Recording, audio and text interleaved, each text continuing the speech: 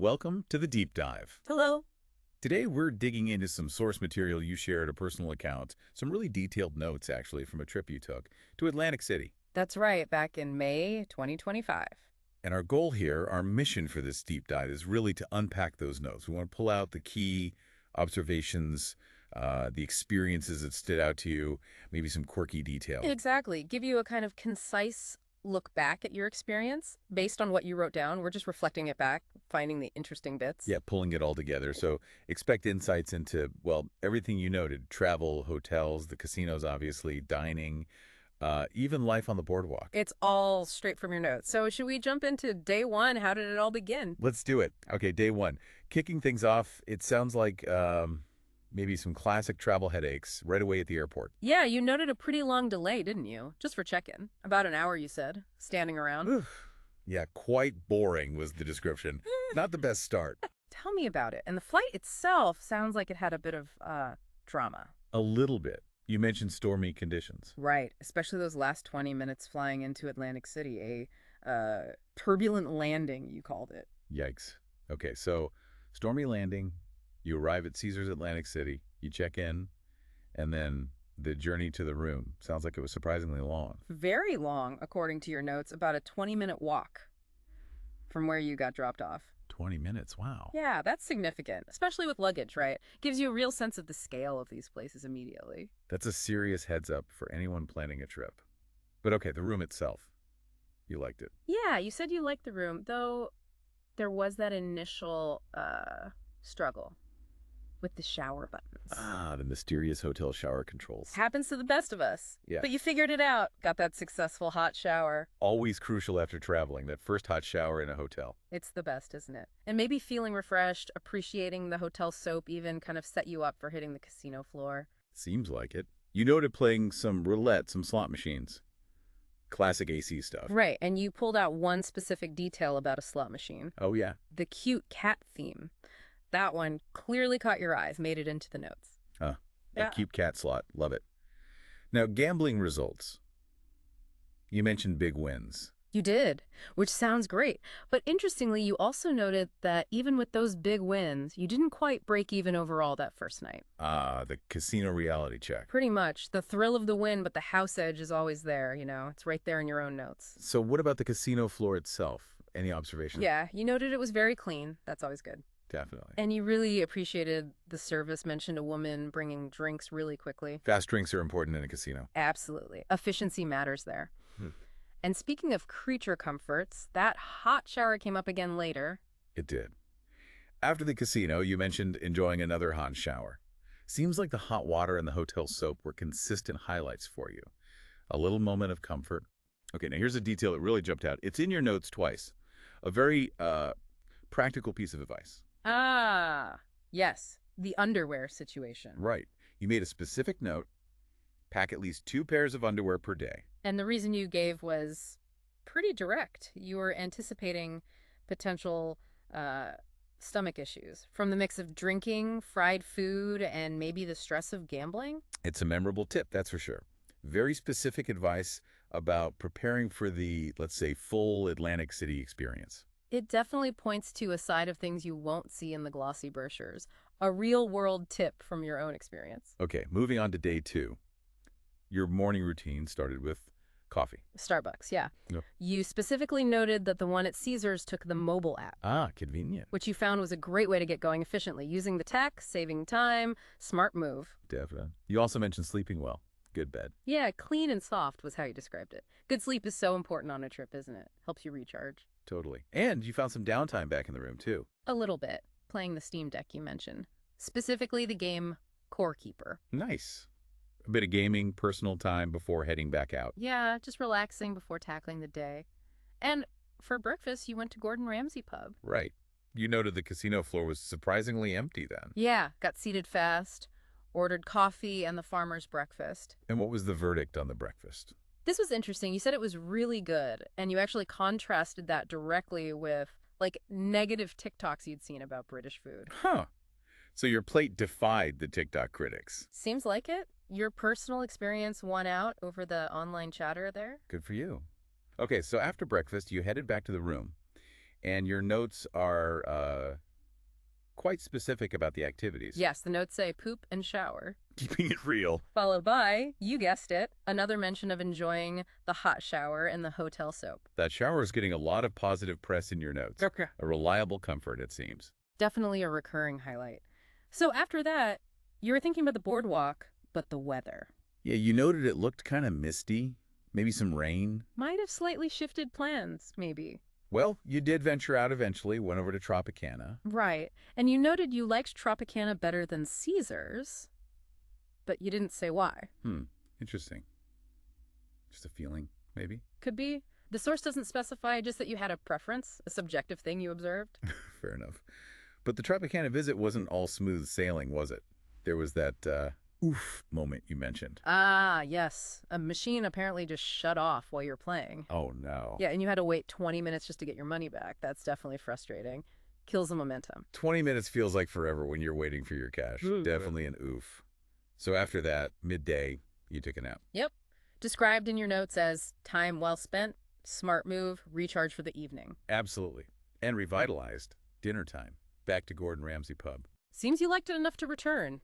Had reservations this time, you noted. And for dinner, an alcoholic drink And and the idiot burger. Sounds intriguing. it does. And your notes were super specific about the ingredients. Lay it on us. Smashed prime sirloin, white cheddar, Gruyere, a creminium mushroom mix, spicy tomato chutney, and braised short rib.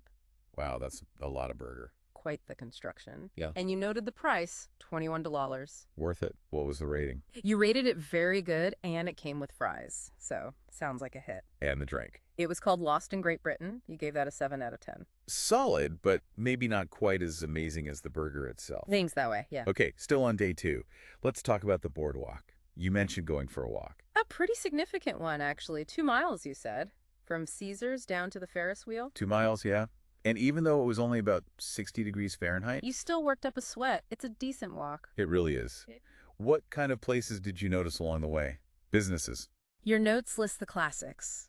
Lots of tattoo shops, hemp shops, arcades, fortune tellers. You know, that vibrant boardwalk mix. Sounds about right. Did you see the memorials too? Yes, you specifically mentioned the Korean War and the 9/11 memorials. How did you describe them? Very somber, but worth seeing. A moment to pause and reflect, you noted, amidst all the boardwalk energy. Yeah, that's a powerful contrast. And what about the people on the boardwalk? Any observations there?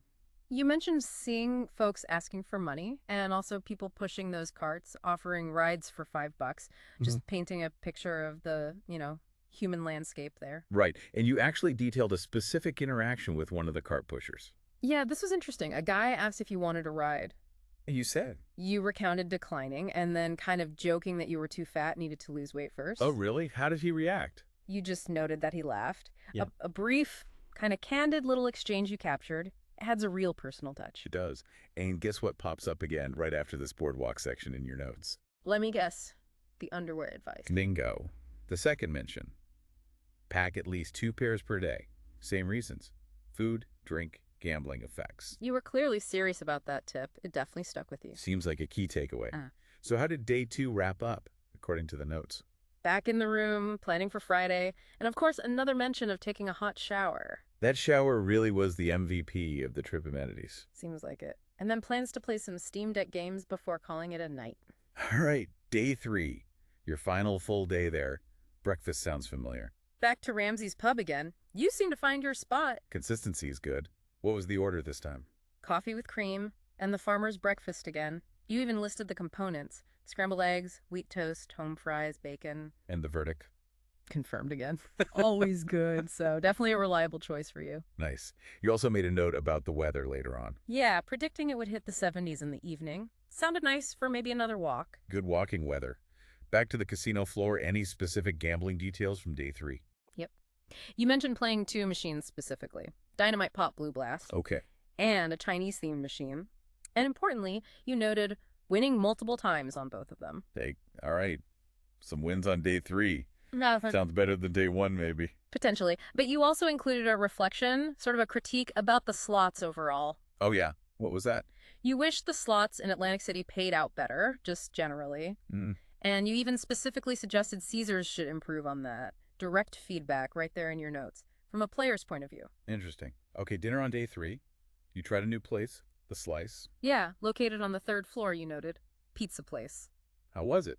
Well, the first thing you noted was that the service was slow. Ah, okay. Not ideal. What did you order? 2 pepperoni slices and a bottle margarita. And the cost? Any comments on that? Total was $29, and you Yeah. specifically called the drink way expensive. Seems like that was another oof moment on pricing. Yeah, sounds like drink prices were definitely something you noticed. How was the pizza itself? You rated it 7 out of 10. So decent pizza, maybe, but overshadowed by the slow service and that expensive drink. Gotcha. And speaking of expensive drinks, there was another instance later. Yes, you stopped at a bar near the Wild Wild West Casino, which is next door, Yeah. paid $18 for a Tito's and soda. $18. Wow. Your notes included another explicit oof for that price. It was definitely a recurring theme you wanted to document. Clearly. And based on these experiences, particularly maybe the slow service earlier, you included a specific pro tip for Fridays. You did. You noted that on Fridays, drink service on the casino floor can get really slow. So your advice. Just go straight to the bar instead. Get served faster. Practical tip learned the hard way, maybe. Good advice for anyone heading there on a busy night. Now, the second source you gave us adds some detail about your evening back in the room. Right. This is where we learned you hopped on Discord. And you were chatting with Rose and Figs. Yep, those were the names in your notes. What were they up to, according to your notes? Well, Figs was apparently playing Overwatch too, Okay. and Rose was talking about making out with chicks. Huh. Quite the contrast in activities. Indeed. And your notes included your personal take on this. What'd you say? You stated your support for both activities, calling them great activities, a little moment of long-distance connection and cheering on your friends. Okay, finally, day 4. Departure day. How did the morning start? With a familiar stop first thing, Starbucks again, got your routine down. Seems like it. Then off to the airport via bus. Right. And while waiting for the bus, you noted a little interaction. Oh, yeah. An older couple came up, asked about the bus stop location, and then the classic AC question, did you win big? Haha, of course. A friendly, typical casino town exchange. Exactly. Just a small, relatable moment. So, the journey home. How was the flight? You noted the flight back to Lexington was packed, very crowded. Okay. And there was a slight incident related to pre-flight food. Ah, yes. You ate a breakfast bagel before the flight, which led to you needing the bathroom really bad while you were actually on the plane. Oh man, that's the worst feeling on a PAX flight. Definitely an uncomfortable situation. And the airport facilities didn't seem to help much upon landing either. What did you observe there? At the airport bathroom, there were 4 people waiting in line. Ooh. Yeah, highlighted maybe crowding or understaffing issues. You also generally observed that the Atlantic City airport itself seemed very old. Well, And the bagel shop, where you presumably got that fateful bagel, also noted as understaffed, kind of paints a picture of a slightly stressed departure experience overall. a few final hurdles on the way out, but you made it home. Yep. Landed, got an Uber, and the final note, greeted by your cat. Always nice to be welcomed home by a pet. A comforting end to the trip.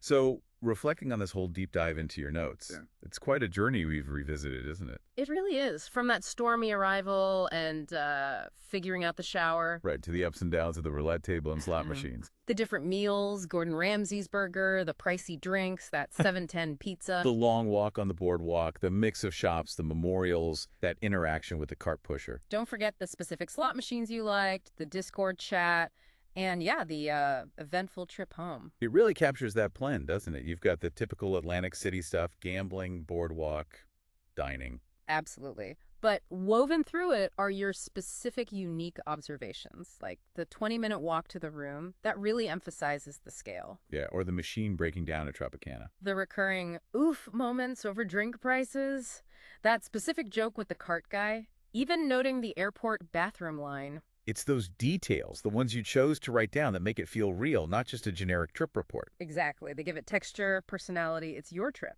So connecting this back to you, the listener who shared all this with us, listening back now, what stands out most to you? Is it the food experiences, the wins or losses, the boardwalk atmosphere you captured? Or maybe it's those smaller human moments. The chat with the couple by the bus stop, the airport frustrations, the shower appreciation. It makes you think, doesn't it? Yeah. Taking a step back.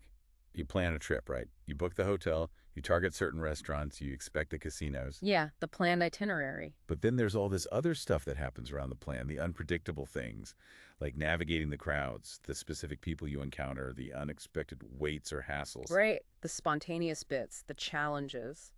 So maybe a final thought based on your notes. What does this account suggest about travel itself?